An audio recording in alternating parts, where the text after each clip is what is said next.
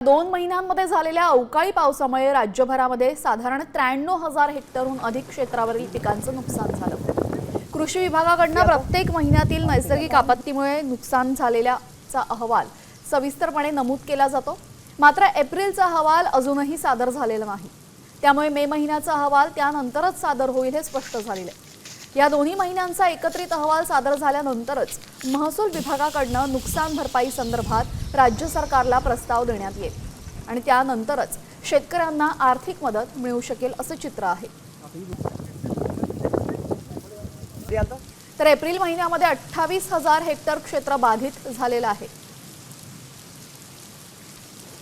सर्वाधिक नुकसान नाशिक जिल्ह्यामध्ये झालंय। 5,821 हेक्टर इतकं नुकसान झालेलं आहे।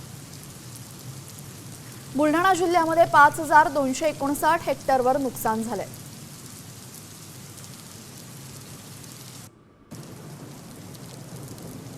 मे महिन्यामध्ये 64,000 हेक्टरवरील पिकांचं नुकसान झालंय।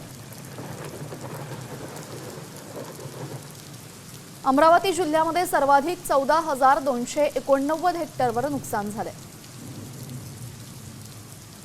तर बुलढाणा जिल्ह्यामध्ये 14,216 हेक्टर इतकं नुकसान झालेलं आहे।